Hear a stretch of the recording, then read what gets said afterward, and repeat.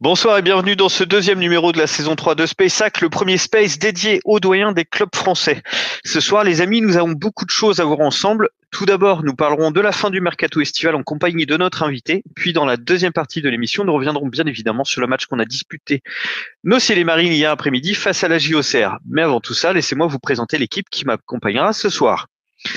Il se fait aussi tard dans les spaces qu'un transfert payant du hack. Notre bon vieux capitaine Romain est de retour. Bonsoir Romain.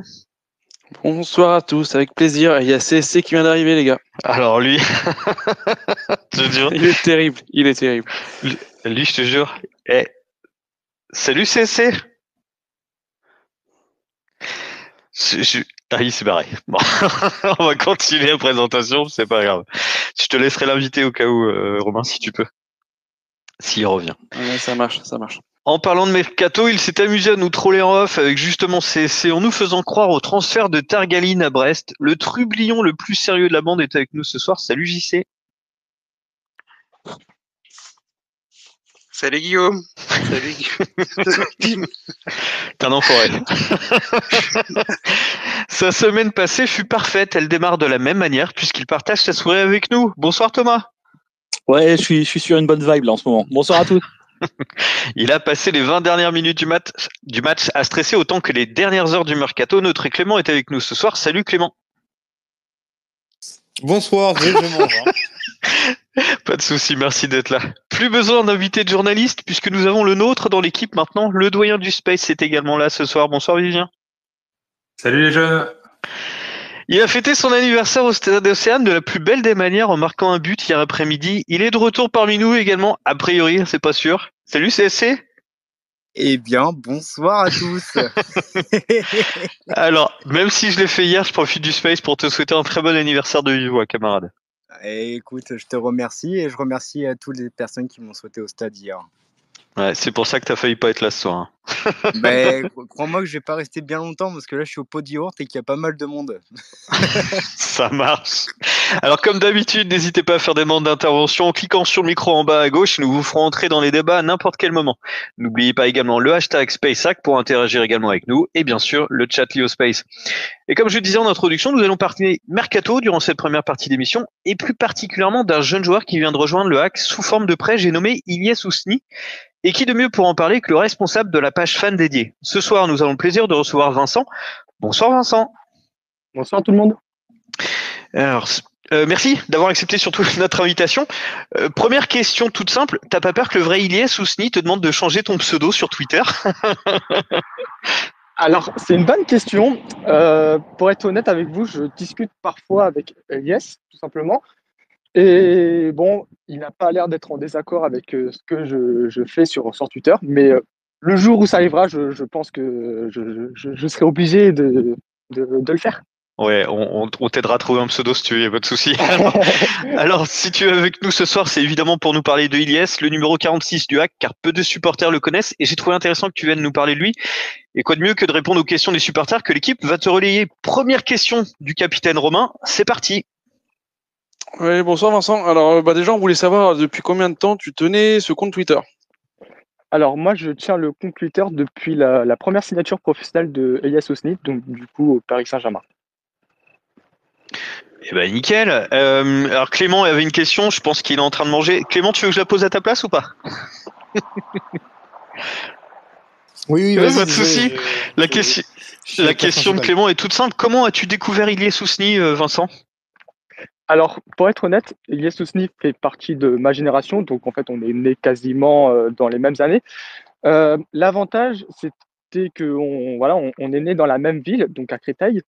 Donc voilà, on va dire, il a été formé du coup dans le club de Créteil. Et j'avais été informé, mais sans plus, sans connaître forcément le joueur. Et c'est le jour où il a signé professionnel au PSG. Et je me suis dit, ah bah, effectivement, c'est bien la personne que je pensais. Et du coup, depuis, ça m'est venu à l'esprit de créer un compte fan, tout simplement. Eh ben super ça. Thomas, c'est ton tour de relayer une question. Ouais, on va rentrer dans le technique là du coup. Oui. Parce que nous en attaque, on a des besoins, on n'a pas recruté des masses, ben justement, on a recruté que Ilyes. Alors c'est quel type de profil, quel type d'attaquant? Qu'est-ce qu'il peut apporter à une équipe de Ligue 1 à ton avis? Alors, je vais en profiter pour répondre on va dire, en détaillant un peu son style de jeu, le style qu'il a pu avoir avec les U19 du Paris Saint-Germain.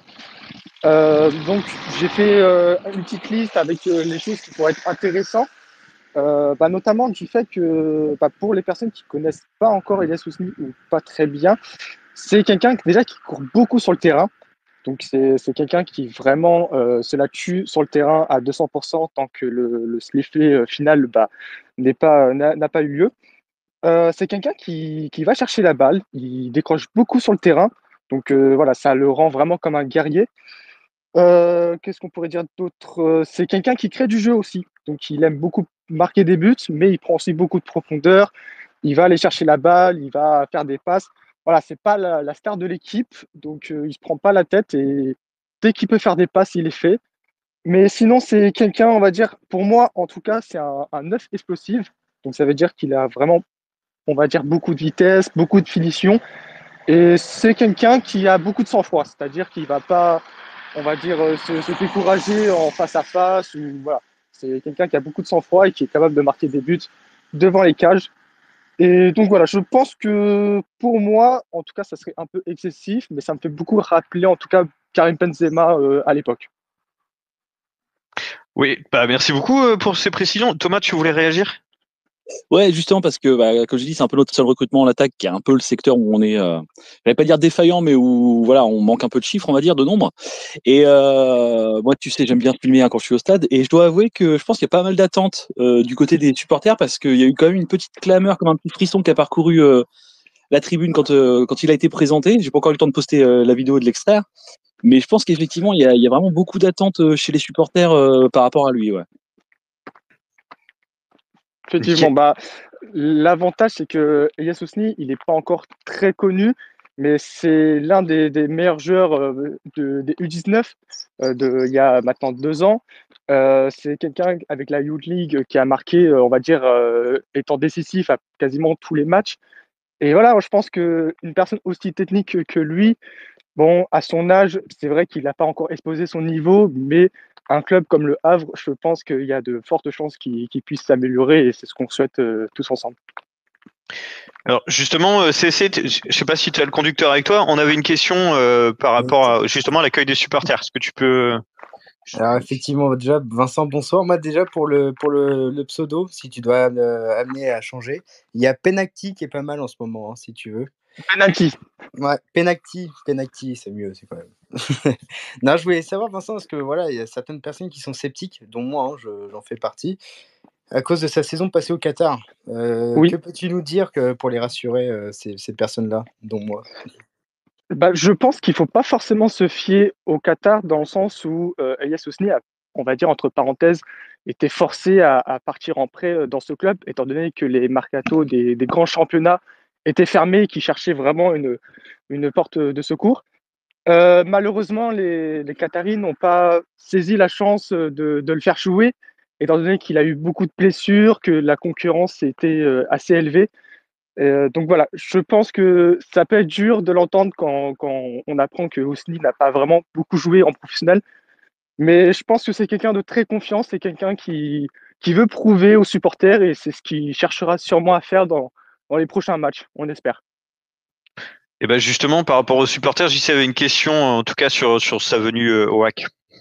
Oui, bonsoir Vincent. Que penses-tu toi de sa signature au HAC et surtout quels objectifs aura Elias cette saison selon toi?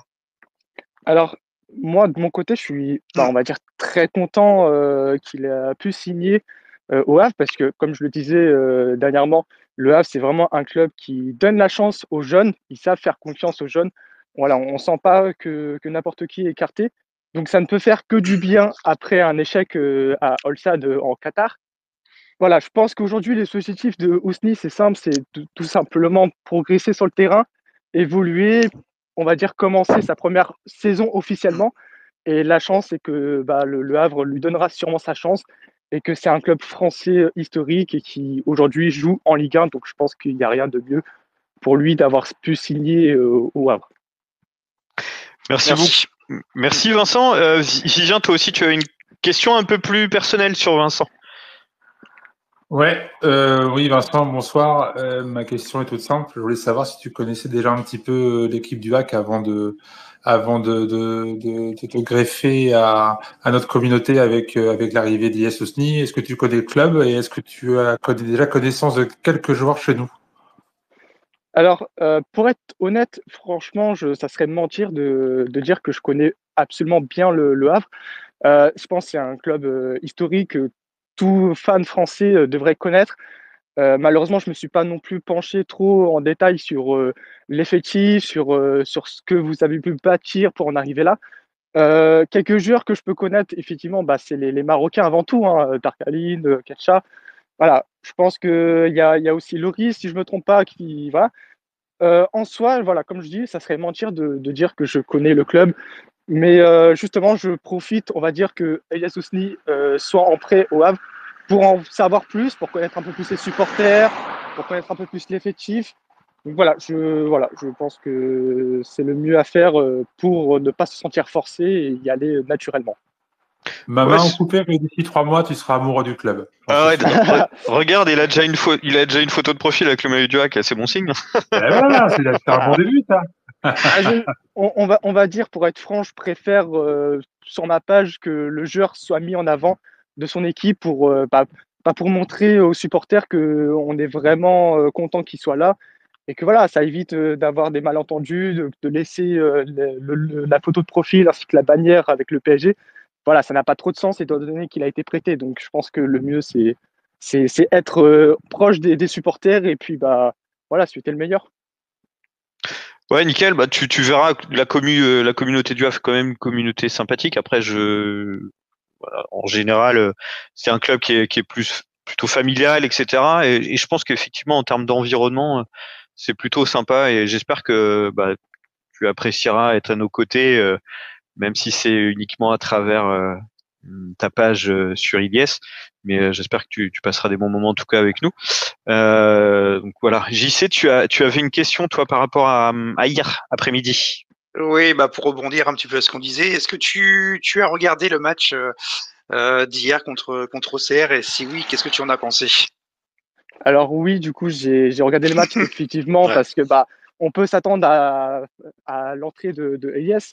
Bon, ouais. malheureusement, ça s'est pas fait. C'est pas non plus trop grave. Il faut le laisser le temps de s'adapter au club. En revanche, du coup, oui, pour te répondre, j'ai bel et bien vu le match.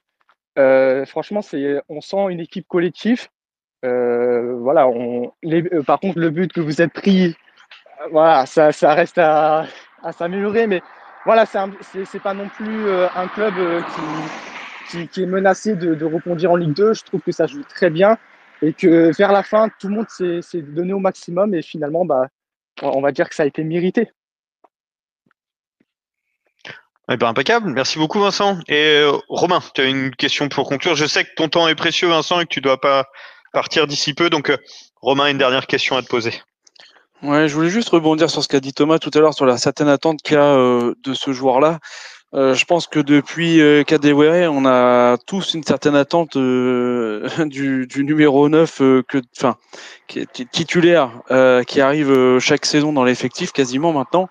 Donc oui, après c'est un jeune joueur, faut pas lui mettre trop la pression, mais oui, je comprends l'attente que tu as pu voir Thomas au stade. Oui, pour conclure, on se demandait en fait tout simplement si tu avais déjà eu l'occasion de le rencontrer. Alors non, à l'avenir, j'aimerais bien, en tout cas, on va dire, un peu approfondir pour pouvoir le rencontrer. Pour l'instant, c'est pas vraiment mon objectif. Je pense que l'objectif, c'est déjà qu'il puisse jouer, qu'il puisse s'amuser sur le terrain. Et on laissera cette envie pour plus tard. Pour l'instant, je suis pas non plus attaché à ce que ça se fasse. Et on va continuer tout simplement enfin, en tout cas de mon côté, de continuer à donner l'actualité sur EIS. Et puis, pourquoi pas un jour, s'il le souhaite. Eh ben, nickel. Tu vois, tu m'avais dit que tu pouvais rester 20 minutes. Ça fait 18. Si tu veux rester plus longuement avec nous, t'es le bienvenu. Je sais que tu étais pris par le temps. C'est comme tu veux, Vincent. Si tu veux rester avec nous. J'ai réussi un peu à gagner du temps. Je je peux rester autant que vous le souhaitez pour l'instant. Eh ben, impeccable. En tout cas, merci à toi d'être venu nous éclairer sur Ilyes, en espérant le voir rapidement fouler la pelouse du Stade Océano, une autre pelouse de Ligue 1, et puis qu'il puisse scorer, parce que comme le disait Robin, ça fait un moment qu'on attend un vrai buteur au hack. C'est vrai que depuis Kadewere, je suis pas sûr qu'on en ait eu. Non, je crois pas. Je crois que tu avais raison, Robin, avec Kadewere. Hein. Mateta, c'était avant, il me semble. Merci de m'oublier. Toi, t'es au bar, toi. En tout cas, il n'y avait pas que l'arrivée d'Ilyes Ousni au hack pendant ce mercato, il y avait aussi celle de Timothée Pembele en provenance de Sunderland sous forme de prêt avec option d'achat. C'est un défenseur qui peut soit jouer dans l'axe, soit dans le couloir droit. Il a été formé au PSG, il a 21 ans. Alors, Clément, je sais pas si tu es dispo pour nous en dire un peu plus sur lui, si tu le connais, sinon je vais donner la parole à Cécile, il avait envie de parler. Mais il doit le connaître, notre ami là qui tient la page d'Ousni. Eh ben, on va demander à Vincent. Alors, honnêtement, je suis pas le mieux placé, je pense, pour expliquer le mieux le joueur. Voilà, comme tu l'as dit, effectivement, bah, c'est un joueur qui a été formé au PSG, qui a pu avoir la chance d'avoir des temps de minutes, notamment avec Tourelle, si je me trompe pas. Franchement, c'est un latéral. Bon, forcément, il n'a pas forcément eu le niveau que attendait le PSG, donc dont la raison pourquoi aujourd'hui il n'est plus dans le club. Mais honnêtement, c'est un bon joueur de Ligue 1, idéalement pour le A, parce que c'est quelqu'un qui a quand même de la vitesse. Donc, il a peut-être, on pourrait dire, un latéral un peu offensif, un peu moderne, comme n'importe quel club aimerait avoir aujourd'hui. Donc, je pense que pour le budget que possède le Havre, je pense que c'est une bonne recrue parce que, bah, comme tu l'as dit, il peut dépanner axial, mais il peut aussi jouer latéral, ce qui est son poste principal normalement. Si quelqu'un dans l'équipe connaît, merci beaucoup Vincent, c'est top, hein, ton éclairage est vraiment intéressant. Si quelqu'un d'autre connaît Clément éventuellement, que je te disais, ou CSC. Mais il a pas beaucoup joué en Angleterre. D'accord. Donc je l'ai pas. Moi, je suis un petit peu l'Angleterre. Je l'ai pas vu trop jouer parce qu'il était blessé une bonne partie de la saison et barré à son poste. À Bordeaux, il avait fait quelques bons matchs il y a 2-3 ans, je crois, je sais plus trop. Et il était même titulaire arrière droit. Non, mais moi, je suis assez hype sur ce recrutement. De toute façon, il n'y a pas vraiment le choix. C'est un recrutement qu'on a fait pour zéro quasiment. Le salaire, je sais même pas si on le prend entièrement en charge. Je pense pas. Mais non, franchement, pour moi, c'est une bonne recrue avec ce qu'on a avec ce qu'on a, les moyens qu'on a, et je suis sûr qu'en tout cas, il va briguer une place de titulaire. Alors, c'est un peu compliqué parce que le Knego, là, en ce moment, tu peux pas le sortir. Donc, est-ce que axe droit à la place de Youté, du coup, il va peut-être pouvoir s'imposer une défense à 5 il faudra voir. CC, tu avais levé la main en premier avant Thomas. Effectivement, ouais, c'est juste pour rebondir sur ce qu'a dit Clément. Alors effectivement, je pense que c'est un joueur qui vient chez nous avec une envie de revanche, on va dire. Il a fait une saison avec Bordeaux où bon, il a fait 26 matchs et Bordeaux a pris 91 buts et avait fini dernier de Ligue 1. Donc à voir. Là, il n'a pas joué énormément depuis et je pense que voilà, c'est un joueur qui a les comment je pourrais dire, qui a les qualités requises par Bonne-Mère, un joueur revanchard et qui a soif d'apprendre, donc on verra bien. Hein. C'est un pari, je pense, donc faut le prendre. Il en a fait beaucoup de paris Bodmer. Hein. Romain avait lancé le débat sur Twitter. Romain, tu pourras en refaire un à la fin de la saison si tu veux. Alors non, mais pour appuyer ce que dit Clément, c'est pas un recrutement intelligent, c'est un recrutement hyper brillant cette année. Enfin, je trouve. Mais même si on n'a pas vu encore les joueurs en action ou quoi que ce soit, mais enfin voilà, c'est super intéressant dans la situation qu'est le hack d'avoir fait ce genre de recrutement. C'est super intéressant. Ben ouais, nickel. Je suis entièrement d'accord avec toi. Moi, on m'avait parlé d'Ousni avant cette saison. On m'avait dit ça, il serait bien au hack et tout, ce serait bien un bon genre. Et quand je l'ai vu en partance pour le hack, je me suis dit ça c'est cool. Donc voilà, maintenant j'ai hâte de le voir jouer. Thomas, tu lèves la main, je t'écoute. Oui, deux trucs. Le premier, c'est que ma bière est vide là, donc si quelqu'un peut m'en ramener une, ça m'arrangerait fort. Allez, je te la paye. J'ai même pas eu le temps de le lancer, il y est déjà dessus. Plus sérieusement, je me demande quand même si le recrutement de Pembele, c'est pas aussi un message envoyé à IUT, parce que le dossier IUT il traîne quand même depuis un moment. On a tous vu comment ça a fini hier, en attendant d'avoir peut-être un poil plus de détails. Mais du coup, il est arrivé le dernier jour ou la veille de la clôture du mercato, je sais plus exactement. Peut-être aussi dans cette idée que voilà, si UT part, ou on a déjà entre guillemets un palliatif, voire même peut-être pour le pousser à partir sur les marchés qui sont encore ouverts. J'en sais rien, hein, c'est juste une hypothèse, mais je peux pas m'empêcher d'y voir peut-être un petit peu ce message-là. En plus, il y a Digard qui a quand même été très sec sur le cas UT en conférence de presse, ce que je soutiens totalement, hein, l'institution au-dessus du club, toujours, toujours, toujours. Mais du coup, ouais, voilà, j'ai du mal à m'empêcher de voir, à ne pas voir un message dedans, si tu veux. Ouais, bah, me spoil pas là-dessus du conducteur, on va en parler. Mais non, tu me fais un joli teasing. On va passer sur la deuxième partie, justement, sur le match de dimanche après-midi. Petit point pronostic. Je tiens à féliciter Nicolas Chaigneau qui est dans l'assistance. Bravo, camarade, pour ton bon pronostic. Et je me jette des fleurs parce que pour une fois, j'avais le bon prono. Donc bravo à moi-même. Alors, Nicolas, on n'a rien gagné, mais on est contents tous les deux.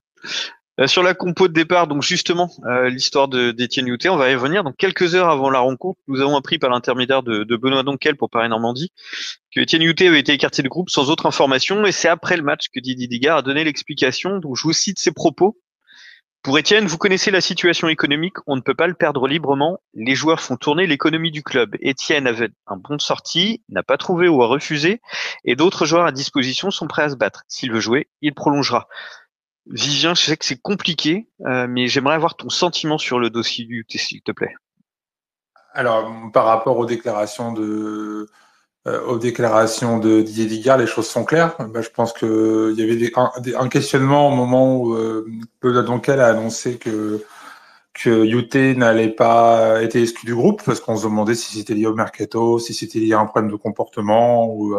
Et là, les choses sont limpides, c'est-à-dire que on lui a signifié, à mon avis, dès le début de son arrivée au HAC, que de toute façon, il était là pour être, entre guillemets, une valeur marchande, hein, puisque c'est un petit peu le modèle de fonctionnement, le mode de fonctionnement du HAC, c'est-à-dire qu'on on peut survivre uniquement en formant des joueurs ou en achetant des joueurs qui sont des prospects, et puis après on les fait monter en valeur, on les revend, et c'est grâce à ça qu'on fait rentrer de l'argent.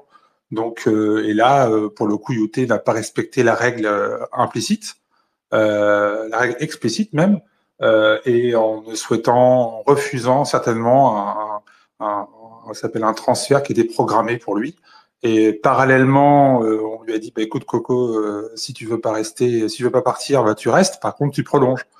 C'est-à-dire que tu re-signes un an de plus, et ça te permet de te transférer l'année prochaine. Chose qu'il a dû certainement aussi refuser, ce qui a abouti à cette décision radicale de la part de la direction sportive du club. Et je pense qu'ils ont eu absolument raison, puisque l'institution est plus forte que les joueurs. Donc là, c'est l'avenir du HAC qui est en jeu. Faut pas rigoler avec ça, parce que derrière, si on ouvre la voie à ce type de comportement individuel, c'est-à-dire que derrière, on peut avoir d'autres joueurs qui auront le même type de comportement et qui vont attendre sagement la fin de leur contrat et partir gratuitement. Donc, alors c'est bien, on peut se mettre à la place des joueurs, je l'entends parfaitement, mais avant tout, c'est le HAC et son avenir qui est en jeu. Merci Vivien. Romain, est-ce que tu partages l'avis de Vivien, ou est-ce que tu as une autre opinion? Je partage l'avis de Vivien. À ceci dit que c'est peut-être pas que le joueur, hein, on parle souvent du joueur, mais il y a aussi beaucoup d'entourage visiblement, comme souvent hein, d'ailleurs malheureusement. Et on ne sait pas réellement si, enfin voilà, à quel niveau il a refusé d'être transféré. Et peut-être bien encore une fois que c'est peut-être un chèque d'un agent qui n'était pas assez élevé et du coup ça a capoté. Hein, c'est peut-être aussi ça. Mais sinon oui, sinon je rejoins Vivien. Hein, l'institution avant tout, les joueurs sont de passage et bah voilà, UT on a été le chercher dans la baie. L'équipe B en Grèce, c'est pas Olympiakos, ça? C'est ça. Ah, c'est ça. Voilà, donc on a été le chercher là-bas. C'est pas le premier joueur hein, qui vient au Havre qu'on va chercher un endroit où il jouait pas et qu'on met en lumière. Donc il doit rendre ça au club, soit en jouant un petit peu plus longtemps que ce qu'il a joué, soit en étant une valeur marchande, mais il doit rendre ça au club obligatoirement, surtout, enfin, avec notre modèle économique, c'est obligatoire. Donc l'institution avant tout, et puis bah qui reste à ne pas jouer. Et s'il ne prolonge pas, ça me va très bien. Merci beaucoup Romain, merci messieurs. On va continuer du coup à dérouler et à parler de ce match face à Auxerre. Donc Didier Ligard a aligné une équipe inédite pour démarrer le match face à la J Auxerre. Nous avons donc dans les buts Arthur Desmas, devant lui une défense composée de Loïc Nego, Gauthier Luris, Aruna Sanganté, Yohan Salmi et Christopher Operi. Au milieu de terrain, Yacine Keshta, Oussama Targaline, Abdoulaye Touré et Rassoul Ndiaye ont été alignés par le coach. Juste derrière, Issa Soumaré préféré à Josué Casimir sur la pointe de l'attaque. Clément, on est bien parti pour jouer avec une défense à 3 cette saison. Comment toi tu trouves ce dispositif? On est bien parti, je sais pas. Elsner, en tout cas, Digard, il fait partie des entraîneurs comme Elsner qui s'adaptent à l'adversaire. Donc, est-ce que tu auras toujours une défense à 3? Je suis pas sûr. Je pense qu'en fonction de ce qu'il y a en face, il pourra jouer à. Ah, on a perdu Clément. Allô? Oui, vas-y Clément. Ouais, ça bug. Ouais, ça saute un petit peu Clément. Enlève les haricots de tes écouteurs. Tiens, garde la parole toi. Est-ce que tu étais inquiet justement c'est quand tu as vu la compo ou est-ce que tu t'es dit tiens, pourquoi pas? Allons-y. Comment veux-tu que je ne sois pas inquiet? Justement, c'est pour ça que je te titille. J'ai fait 1000 bornes et je vois Soumaré en pointe. Je me suis dit, c'est en plus avec la malédiction, je me suis dit, c'est pas cette année que je vais revoir un but du hack. Et ouais, franchement, j'étais un peu inquiet. J'étais avec des potes, etc. On s'est dit, mais qu'est-ce qu'il a fait? Qu'est-ce qu'il a? En fait, il change tout parce que voilà, Casimir et Joujou, on peut penser de leur niveau de jeu, etc. Mais je trouve qu'ils n'ont pas fait un mauvais début de saison avec le match du PSG à Saint-Etienne. Et de les voir comme ça, les deux sur le banc, et qu'on mette Soumaré en point de sol, oui, on peut se poser des questions. Et oui, j'étais inquiet au stade. Clément, tu es de retour. Merci. Tu voulais terminer. Excuse-moi. Oui, non, je disais, je suis pas sûr d'avoir une défense à 3 toute la saison, juste ça. Après, là, c'est assez inédit. On a joué en 3-3-2, non, 3-3-3-1, avec deux pistons, un milieu défensif, Touré en sentinelle. Et je sais pas si vous avez vu, mais les trois qui sont au-dessus de Touré, c'était assez intéressant. Ils interchangeaient un petit peu leur place. Donc, tu avais entre guillemets un triple 10 ou un triple 8 selon la position. Et c'est une tactique assez intéressante qu'on n'avait pas encore vue au WAC. Et je trouve que ça soit Keshta, Targaline ou Ndiaye, surtout Ndiaye d'ailleurs, ils ont vraiment assuré à ce rôle-là, et je trouve que c'est super intéressant. Ça offre pas mal de situations dans l'axe, surtout au niveau du jeu en profondeur ou au contraire en relais. Et en tout cas, cette compo au milieu de terrain me plaît beaucoup. Merci beaucoup Clément. Nicolas qui a fait une demande d'intervention. Salut Nicolas. Il faut que tu appuies en bas à gauche, Nicolas, pour le micro. Pas de souci. Pardon. Merci. Moi, je voulais parler de l'audace. Moi, je trouve qu'il y a beaucoup d'audace cette année. Et je trouve qu'il y a beaucoup de sourires aussi sur le terrain, sur le banc de touche. Et ça, c'est un peu la transformation de Digard, je pense. Les gens sont plus libérés, les joueurs. Enfin, je sais pas ce que vous en pensez, mais je trouve que c'est super, quoi. Je partage ton avis. Je sais pas si les gars, s'il y en a un qui veut réagir. Romain, Thomas, vous avez l'air d'accord avec Nicolas? Ouais, je suis assez d'accord. Alors, côté sourire, je trouvais qu'il y en avait déjà par moments sur Elsner. Bon, moins la deuxième partie de saison, clairement. Mais c'était aussi lié à ce qu'on faisait. Mais effectivement, ouais, ça sourit. Et alors, côté audace, moi, ce qui me fait halluciner, c'est que offensivement, on est tranchant, quoi. Ouais. Enfin, je veux dire, t'as perdu Ayou, t'as perdu Bayo, qui mine de rien avait quand même de la technique, même s'il n'a pas fait une grosse saison chez nous. On a recruté que Ousni, mais on l'a pas encore vu. Moi, j'avais très très peur offensivement en début de saison. Hein, très clairement, j'avais peur qu'on ait du mal à marquer. Et ouais, comme dit Nicolas, il y a de l'audace, ça tente, ça part. Je sais plus qui disait ça sur Twitter, mais sur le but de Rassoul Ndiaye, je crois qu'ils sont 3 ou 4 dans la surface, quoi. Je veux dire, les mecs, ils y vont. Et effectivement, ouais, t'as de l'audace, t'as de l'envie, et ouais, c'est clairement, je pense que c'est la patte d'Igard, quoi. Devant, on se pose pas de questions, on y va, on tente, et puis on arrive à marquer régulièrement, quoi. Romain, tu voulais réagir peut-être avant que je laisse parler Vivien à ce sujet? Non, tu peux passer la main à Vivien. Ouais, parce qu'il lève bien haut la main, je le vois. En plus, il est tellement grand qu'on peut pas louper. Vivien, vas-y. Ouais, non, je rejoins ce que disait Thomas. En fait, il m'a piqué mon argument, Thomas. C'était par rapport aux projections offensives. Ouais, j'ai noté aussi que sur le centre d'Opéry, c'est qu'il y avait 3-4 joueurs à vrai qui étaient dans la surface. Et alors que sur le papier, on n'a pas beaucoup de joueurs vraiment offensifs, à part Soumaré. Le contraste par rapport à la saison dernière avec Elsner, où on avait peut-être un peu plus de joueurs offensifs sur le terrain. Mais par contre, à la retombée des centres, on avait souvent un ou deux joueurs qui étaient un peu perdus au milieu d'une forêt de défenseurs adverses. Et là, à chaque fois qu'on avait une projection devant, on était toujours en nombre. Et Rassoul Ndiaye, il a eu un nombre important d'occasions directes, de 3 ou 4, y compris le but et le but refusé. Et ça, c'est assez révélateur de ce nouvel état d'esprit. Et je suis curieux de savoir ce qu'aurait pu faire un mec comme Ayou, qu'on sait très efficace et très technique et très opportuniste, dans une configuration pareille, parce que un mec qui est réaliste avec de tels mouvements, ça peut être très très intéressant. Donc bon, on va pas en revenir sur le sujet, et il va pas venir. A priori, c'est pas d'actualité. Mais bon, en dehors de ça, c'est vraiment très très positif ce qu'on peut voir sur le terrain. C'est vraiment porteur d'espoir, je trouve. Merci. Juste Oui, Guillaume, si oui, tu me Clément. permets, Bien sûr. la différence entre Elsner et Digard, c'est que Elsner, on jouait pour ne pas perdre. Avec Digard, on joue pour gagner, pour marquer des buts. C'est exactement ça. Et... Tout à fait raison. Ouais, non, mais après, bon, c'est une tactique comme une autre, hein, tu sais, voilà, il faut de tout. Là, ça marche, c'est super. Après, voilà, moi, j'aimerais quand même voir aussi sur la durée, est-ce que ça va toujours nous sourire comme ça? Première chose. Deuxième chose aussi, tu remarques aussi que t'as toujours un jeu vers l'avant, c'est-à-dire que dès que t'as un mec au milieu qui reçoit le ballon, c'est tout un jeu vers l'avant, t'as quasiment pas de passe en retrait. Et ça, c'est hyper plaisant. Par rapport à ce qu'on avait avec Elsner, où en effet c'était un peu plus frileux offensivement. Là, direct, je sais pas si vous, j'ai revu un peu le match là ce midi, j'avais un peu de temps, et tu voyais Keshta, Targaline ou Ndiaye, dès qu'ils avaient le ballon, hop, le corps vers l'avant et ça essayait de se projeter en avant. Et ça, c'est vraiment une grande différence. Alors bon, voilà, maintenant là, ça sourit, c'est super. On a joué 2 promus. J'ai quand même hâte de voir cette stratégie-là contre des équipes un peu plus calibrées comme Marseille ou même Monaco la semaine prochaine, là, dans 2 semaines. Mais non, je suis assez content de ce que je vois et la tactique affichée.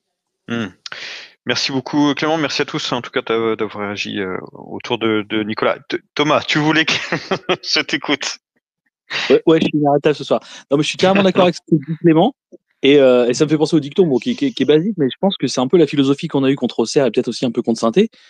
C'est que la meilleure défense, c'est l'attaque, quoi. Je veux dire, hier, Auxerre, ils ont été la tête sous l'eau pendant 60-70 minutes, quoi.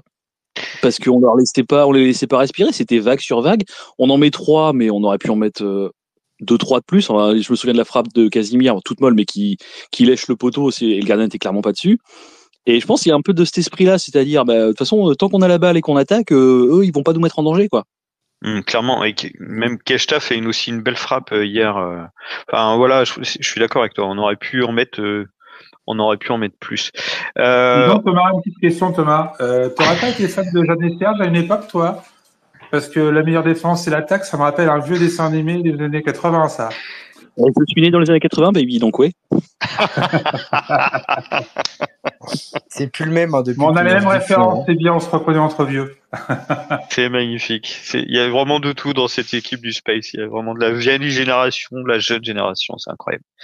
En tout cas, c'est une belle rencontre à laquelle on a pu assister ce dimanche, avec dès la 7e minute, par exemple, une superbe action collective avec enchaînement de passes entre Targaline, Keshta, Nego pour un tir de Rassoul Ndiaye qui passe au ras du poteau. JC, toi, comment t'as trouvé le début du match de nos Ciel et Marines?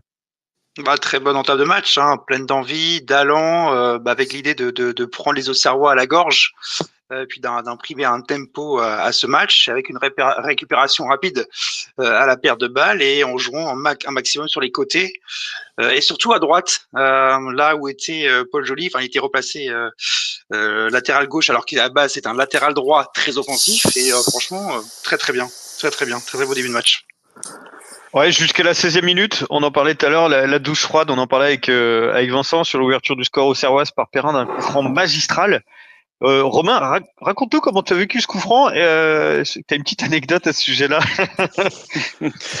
Comme vous le savez tous, j'habite pas Le Havre et je vais pas assez souvent au stade Océane malheureusement, mais donc j'étais derrière ma télé et J'ai voulu en fait prendre en photo la banderole qui a été déployée juste avant le coup franc par les supporters du Havre concernant notre cher président de la LFP.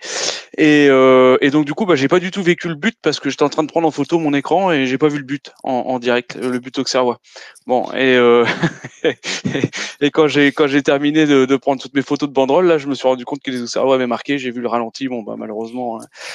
C'est vrai que Desmas place Targaline au second poteau, elle est vraiment hyper bien placée. Enfin, ni l'un ni l'autre ne peut faire quelque chose. C'est vraiment très très bien joué de la part de Père. Ouais, parce que Vincent, alors tu disais le but qu'on a pris, faudrait éviter d'en prendre d'autres, mais je pense que n'importe quel gardien l'aurait pris celle-là, je pense. Qu'est-ce que t'en penses? On va dire que ça dépend des gardiens qui font moins de 2 mètres, mais oui, on va dire que c'est quand même bien lucarne. Donc bon, effectivement, ouais, beaucoup de gardiens n'auraient pas pu l'arrêter, mais franchement, c'était vraiment beau à voir en même temps et un peu triste de se dire qu'il y a eu un but qui a été concédé, sachant que le Havre n'avait pas déjà marqué de but auparavant, donc ça fait toujours peur au début, ouais. Ouais, c'est clair. Je sais pas les gars, si moi la faute à l'entrée de la surface m'a beaucoup rappelé celle à Lorient. Pareil, entrée de surface où on prend le but du 3-2 de mémoire vers la toute fin. Et j'ai vraiment eu peur. Et puis quand j'ai vu le coup franc, je me suis dit allez, c'est reparti, on reprend un but encore avec un coup franc d'entrée de surface. Donc mal barré, mais heureusement, 7 minutes plus tard, à la suite d'un très bon travail de Loïc Négo sur le côté droit qui remet au centre pour Keshta, le hack égalise d'un CSC de Ouzou qui pousse le ballon dans le but auxerrois. CSC en but le jour de ton anniversaire, tu pouvais pas mieux rêver? Attendez, je prends des nouvelles de l'Auxerrois là, qui a fait un tacle glissé, qui est encore par terre. Non, franchement, ouais, j'ai bien rigolé sur le but et franchement, ça fait plaisir. Franchement, ça fait réellement plaisir de voir ce type de but devant moi comme ça. Et non, franchement, ça a fait du bien et je pense que c'est mérité pour la malédiction. Ouais, mais en tout cas, ça fait plaisir de te revoir marqué, ça faisait longtemps quand même. Et sur un genou encore. Le hack en tout cas continue d'appuyer, notamment par l'intermédiaire de Targaline qui remet au centre à la 37e minute pour Rasoul Ndiaye devant le but vite, mais le ballon part au-dessus. Vivien, à ce moment-là, on a tous maudit le pauvre Rasoul, surtout dans ta tribune Paul Langlois, je pense que ça devait fuser. Alors, très honnêtement, en fait, j'ai maudit personne parce que de là où j'étais, j'ai pas vu qui avait raté l'occasion. Parce qu'en plus d'être loin, j'ai de mauvaises yeux. Ça, c'est le problème de la vieillesse. Donc, je savais pas qui blâmer, mais c'est vrai que l'occasion était vraiment incroyable. Mais j'étais pas inquiet non plus parce que au regard de l'animation offensive, j'étais au fond moins certain que d'autres situations intéressantes allaient arriver. Donc, j'étais déçu, mais j'étais pas énervé, pas inquiet, puisqu'on avait encore quasiment une petite heure de match devant nous et je savais qu'on avait d'autres opportunités. Oui, Quentin, mon petit CC, dis-moi. Juste pour rebondir ce qu'avait dit Vivien, on était tous confiants parce qu'on s'est un peu réunis à la mi-temps et on a fait un mini débrief. On était vraiment confiants quand même pour cette seconde mi-temps. Ah, oui, quelqu'un voulait réagir, non? J'ai entendu. Mais non. Alors justement, raison d'être confiant parce que juste avant la mi-temps, l'arbitre adresse un carton rouge pour l'Auxerrois au vert suite à une faute sur Ndiaye. Les Auxerrois finissent donc la première mi-temps, le match à 10 contre 11. Deuxième fois entre matchs que les Auxerrois prennent un rouge d'ailleurs, pour la petite anecdote. Je serais tenté de dire que c'était même pas un tournant du match. Thomas, t'en penses quoi, toi? J'en pense, d'ailleurs, on en parlait effectivement à la mi-temps qu'ils s'en sortent bien parce qu'il y aurait même pu y avoir un deuxième rouge avant la mi-temps. Oui. Sur leur côté gauche de la défense, quelqu'un qui était déjà averti et comme l'arbitre venait de sortir déjà un rouge, je pense qu'il s'est retenu. C'était pas joli. Ouais, mais j'ai trouvé les Auxerrois très bouffés. C'est pas l'image que j'avais de leur équipe, mais là c'était vraiment, je sais même pas combien de cartons ils ont pris en première mi-temps, mais je les ai trouvés très agressifs, très agressifs, mais déjà dans le mauvais sens du terme. C'est vraiment essayer d'annihiler l'action en mettant les crampons sur le tendon. C'était sale, c'était pas très beau, c'était ouais. Et les cartons ils sont à mon sens tous justifiés. Enfin, j'ai pas vu de cartons qui me semblaient sévères. Donc ouais, mais après tournant du match, oui et non, parce que honnêtement, vu comme on leur a mis des bouillons, je pense que même à 11 contre 11, on aurait fini par l'emporter. Merci Thomas. Donc la mi-temps arrivant, les gars en ont parlé. Romain, tu as pensé, toi, de cette première mi-temps de nos Ciel et Marines? C'est une très bonne première mi-temps. Après, bon, comme on l'a dit, le but Auxerrois, il est quand même assez exceptionnel. Hein. On va pas en prendre 15 comme ça cette année. Et après, on égalise juste après. Non, je pense qu'on était au-dessus sur cette première mi-temps.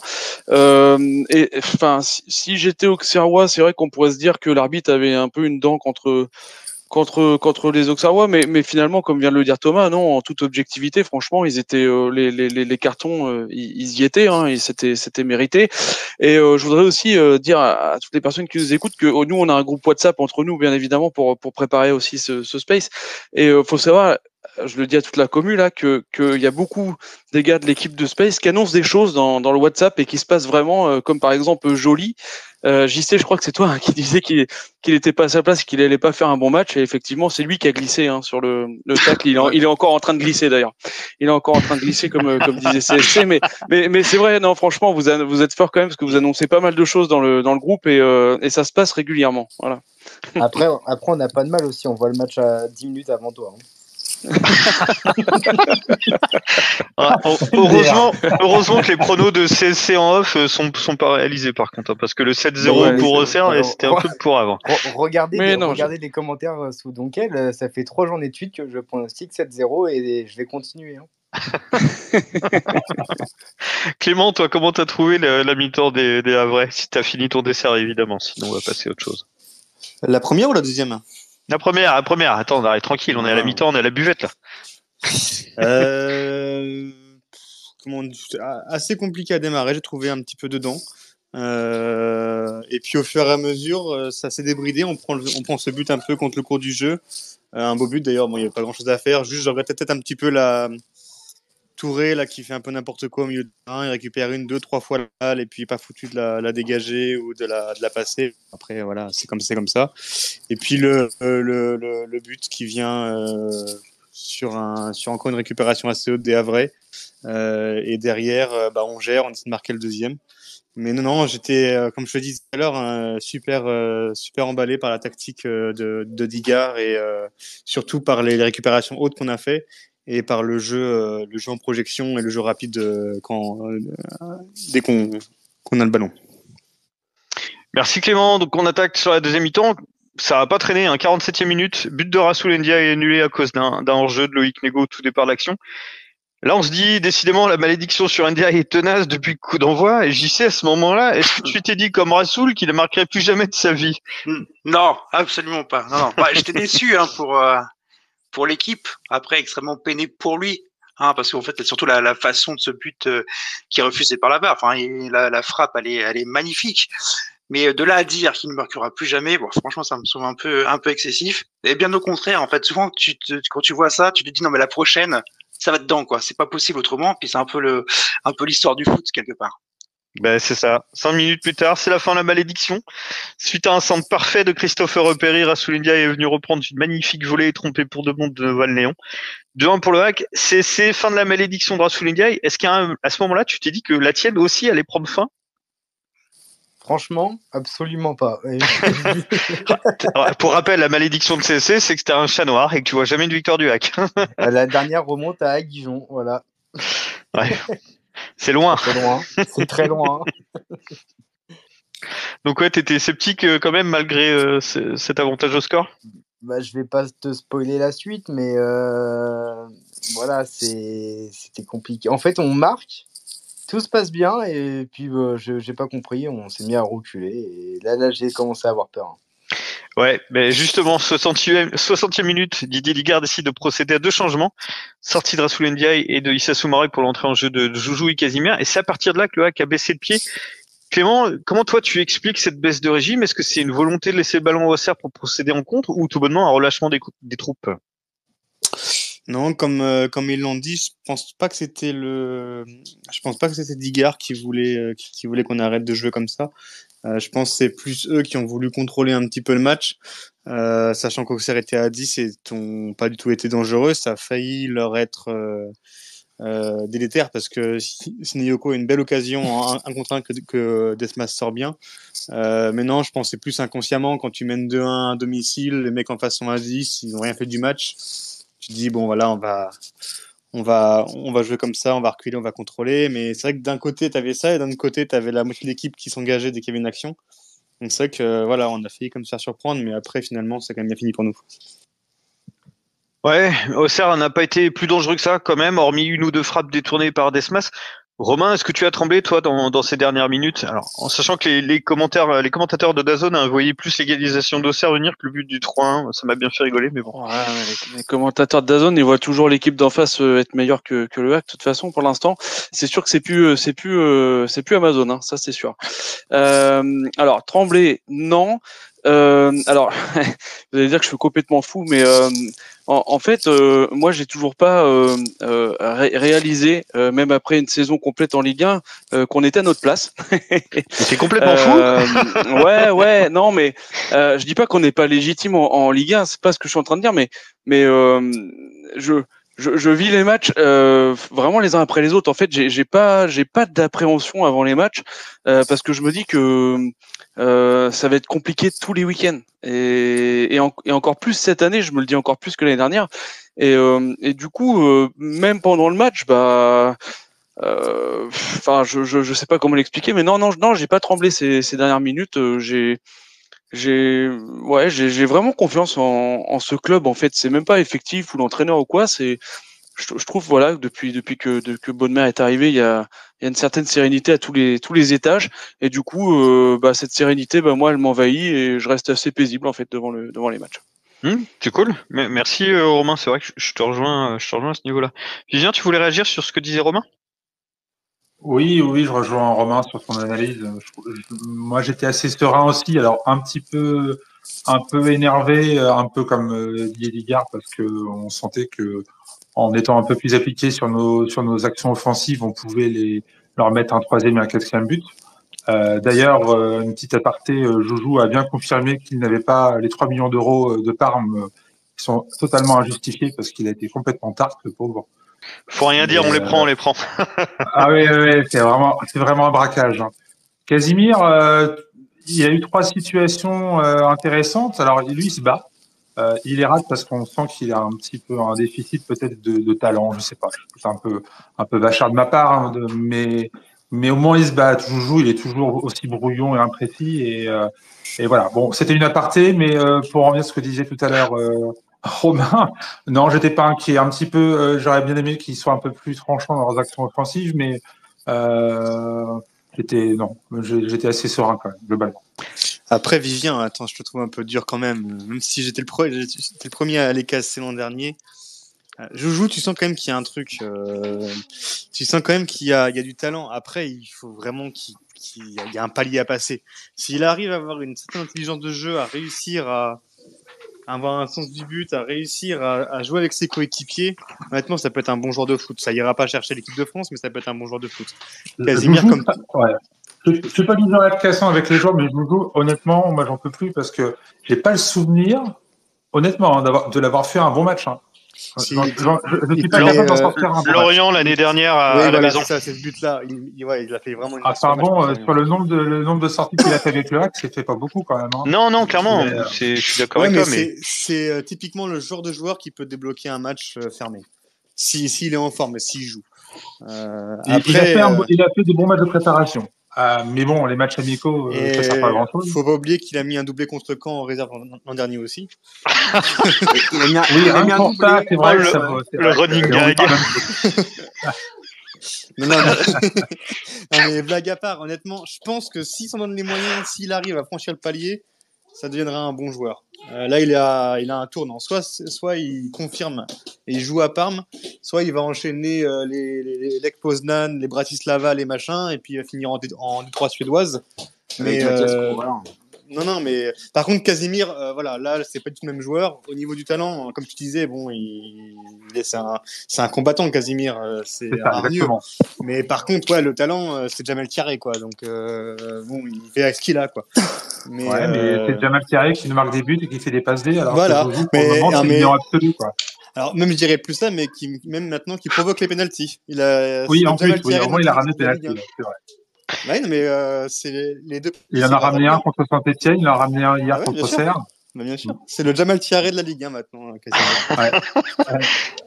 Nicolas, tu voulais intervenir par rapport à ta vision du match. Bah, je voulais dire que Casimir, c'est vrai qu'il avait déjà provoqué 2 pénaux. Bon, moi, ce que je remarque, c'est quand même qu'on marque 7 buts en 3 matchs, c'est quand même dingue. Hein. Ouais, j'avoue. Et moi, je trouve aussi ce qui est énorme, c'est le sang-froid de Touré. Bon, on le savait déjà l'année dernière, mais bon, c'est vraiment un super tireur de pénaux. Et puis moi, je pense que cette année, on va être meilleur contre les petites équipes. Par contre, on risque de perdre peut-être plus sévèrement contre les grosses équipes. Mais au bout du compte, on va rapporter plus de points, je pense, à la fin de l'année. Alors, je sais pas si le maintien, on l'aura plus vite ou pas, mais je trouve que c'est quand même c'est motivant cette année. C'est encore plus motivant. Bon, il y a que 3 matchs, mais c'est quand même sympa, je trouve. Oui, disons, Nicolas, qu'est-ce que tu fais dans les semaines qui viennent? Parce que tes analyses sont très bonnes. Je pense que tu ferais une bonne recrue pour le Space. On va terminer à 15. Alors, je vais dire qu'il peut pas faire une bonne recrue parce qu'il a un bon prono et d'habitude, vous êtes tous nuls en prono. C'est vrai qu'on est acheté habituellement. J'ai organisé avec mes collègues, on avait organisé un prono sur l'Euro et j'étais le dernier parce que je sais pas, moi le problème c'est que je préfère le hack, moi le foot c'est le hack de toute façon, c'est pas l'équipe de France. Beaucoup, hein. Ouais, et puis moi ce qui me plaît c'est Dazen, Dazone là, il nous critique, mais enfin il nous critique pas, mais bon il nous voit perdants et puis c'est ça moi je trouve qui est notre force, c'est que on est le petit poussé, mais on est vraiment le petit poussé, et puis on peut battre tout le monde finalement. On va finir en Ligue des Champions, je te le dis. Tu levais la main, merci Nicolas. Merci à vous, bonne soirée. Toi aussi, tu peux rester là si tu veux. Hein. Ouais. On parle de maintien et tout ça. Je voulais savoir, JC, il reste combien de points là à prendre? Bonne question. Non, franchement, je vais pas refaire le même fil rouge que la saison dernière. Moi, je pense qu'on sait déjà déjà l'année dernière, on a réussi à se maintenir avec 32 points, ce qui paraissait quand même assez faible. Par contre, le seul petit objectif qu'on peut se lancer entre guillemets, c'est par rapport à l'équipe, c'est de viser plus de victoires. Ouais. Et je pense que ça, c'est vraiment quelque chose qui est réellement possible parce qu'on a fait que 7 victoires et je pense qu'on peut viser les 9-10 victoires. Après, il y aura peut-être moins de matchs nuls, plus de défaites, mais au niveau des victoires, moi, je pense qu'on va faire plus. Je pensais que tu allais dire viser l'Europe, si c'est le. Bah, il est trop tôt, hein. Viser le top 3 carrément, là. Est-ce que vous êtes prêts à recevoir le Real et le Barça l'année prochaine? Champions Project, c'est Champions Project. J'ai l'habitude de l'entendre au quotidien, celle-là. Vincent, tu voulais réagir, vas-y. Merci à toi, en tout cas. Alors moi, je trouve que le Havre, cette année, c'est vraiment une équipe qui montre de belles choses. Malgré la défaite que le Havre a eue face au PSG, j'ai trouvé vraiment que l'équipe était quand même très offensive, qui a su quand même rentrer dans notre ligne adverse. Malgré les 2 buts refusés, je trouve quand même que le Havre saura maintenir des belles victoires. Ça a été le cas contre Saint-Etienne, même si c'est des clubs promus, c'est quand même des clubs qui se sont renforcés. Notamment Saint-Etienne qui s'est fait racheter dernièrement et qui sont là pour se maintenir en Ligue 1. Donc je pense que lors des matchs comme ça, je pense que c'est des clubs qui cherchent à gagner 3 points. Donc c'est pas non plus des clubs, même s'ils paraissent petits, c'est des clubs qui ont quand même envie de marquer des buts. Et malgré tout, j'ai trouvé que le Havre arrive à s'imposer, arrive à montrer de belles choses. Et que je pense que, selon moi, l'année prochaine, le Havre sera toujours maintenu en Ligue 1 et que si Digard, en tout cas, reste, je pense qu'il arrivera à bâtir l'équipe qu'il souhaite avec le budget du Havre et pourquoi pas devenir un club comme Brest. Bah écoute, merci pour ton intervention. Thomas, tu voulais réagir à ce que disait Vincent? Tu disais Vincent, oui, parce qu'effectivement j'ai un peu le même sentiment. Je voulais surtout réagir à ce que disait JC, parce qu'effectivement l'an dernier on fait un maintien avec 7 victoires. On en a déjà 2. Hein. Il reste 31 matchs, on en a déjà 2. On a déjà fait entre guillemets un tiers ou un quart du chemin.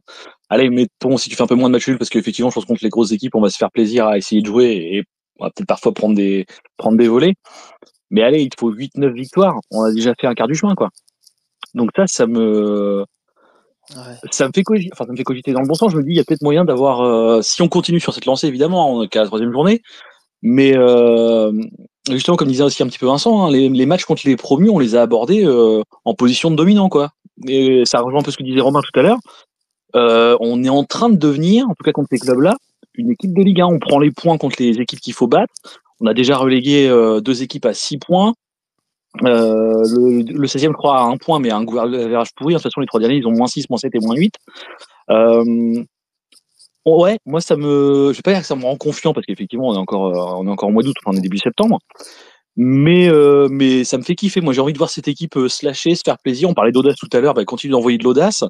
Et ouais, aller chercher ces 8 victoires le plus vite possible. Et je pense que derrière, il y a peut-être moyen de se faire plaisir. Alors, je parle pas d'Europe, même si, bon, à Vultime, je l'avais déjà dit, je crois, dans l'inspect, c'était d'aller faire un déplacement européen avec le hack. Mais juste déjà d'aller viser un top 10, de vivre une fin de saison tranquille, ce serait tellement le kiff déjà, ce serait énorme, quoi. Bien, Merci. rendez-vous à San Siro, Thomas, dans 1 an. Ouais, écoutez, j'espère qu'on fera un petit parcours à la Brest déjà, ça serait pas mal. Hein. Et je clash déjà ceux qui disent qu'on va terminer entre 10 et 13e avec un vrai 9, alors arrêtez les gars. Non. Ah, par contre, juste un petit mot sur les concurrents au maintien. Saint-Étienne-Auxerre, pour les avoir vus jouer contre nous, c'est faiblard. Derrière, t'as Montpellier qui fait n'importe Angers. quoi. Angers, c'est catastrophique. Bon, on est qu'au début, hein, mais j'ai l'impression que cette année, il y a des équipes qui sont beaucoup plus faibles que nous. Et pour le moment, tu en peux tout cas. rajouter Toulouse aussi. Hein, Guillaume. Et Toulouse, Toulouse ouais. qui a pas été bon face à Marseille. Et C'est qui en qui plus, on va jouer dans 2 semaines. ouais, en plus c'est ça. Et en C'est le plus, meilleur moment de les perdu, prendre. qui a perdu carrément, beaucoup, qui a perdu, je sais pas, c'est quoi, 35 millions ou 40 millions de départ, et qui a recruté des joueurs qui étaient plus ou moins bons. Après, on verra dans le futur, mais j'ai vraiment hâte de voir cette confrontation parce que honnêtement, ça serait pas déconnant de nous voir prendre les 3 points à Toulouse, même si je m'avance un petit peu. Et pour rester un petit peu dans les signaux positifs, hein, je fais rapide, hein, vous inquiétez pas, par rapport au fait que la différence majeure par rapport aux petites équipes, si on fait un peu un bilan de l'année dernière, contre les équipes qui sont entre guillemets de notre championnat, la seule équipe On avait qu'on a gagné, vraiment ouais. dominée, c'était à domicile contre Lorient en début de saison, vous vous souvenez. Et après, les autres équipes de notre championnat, on a toujours été en difficulté. À domicile contre Clermont-Ferrand, on gagne 2-1 dans mes souvenirs. On marque 2 buts très très rapidement de Bayo et je ne sais plus qui. Alioui. Bayo, je crois. Alioui, Bayo. Et derrière, on se fait archi dominer. On repart avec une victoire quasi miraculeuse. Et sur les autres matchs à domicile contre des petites équipes, vous vous souvenez, hein, vous les avez vécus tout comme moi. Nantes, contre Metz, Montpellier. Ouais, c'était mauvais. Et là, cette saison, c'est vrai que la différence, c'est comme je sais plus qui disait ça très justement, c'est que on est fort contre les faibles.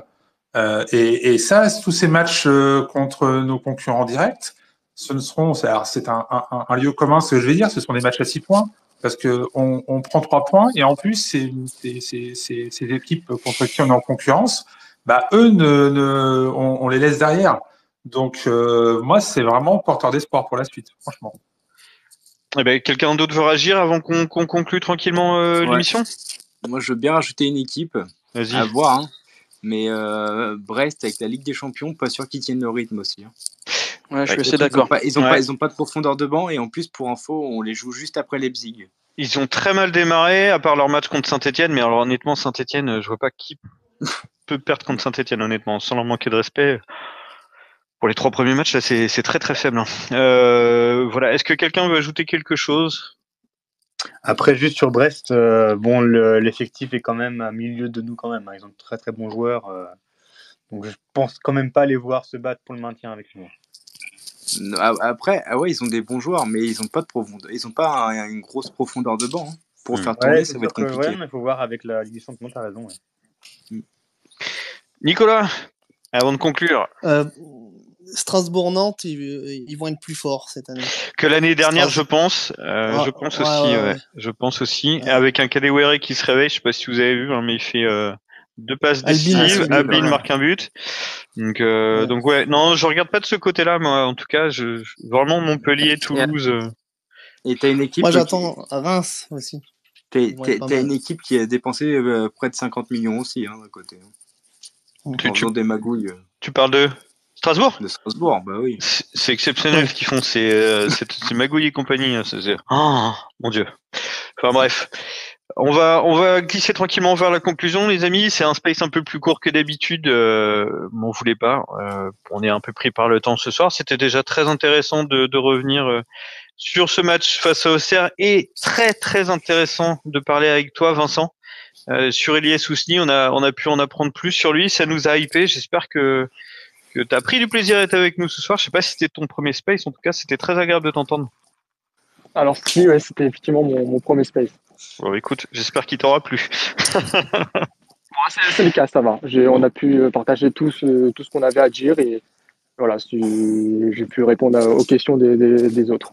Ouais, j'espère que, voilà, en tout cas, ça nous a de plus en plus et on espère vraiment voir en tout cas Ilyes Ousni de très très vite sur le terrain.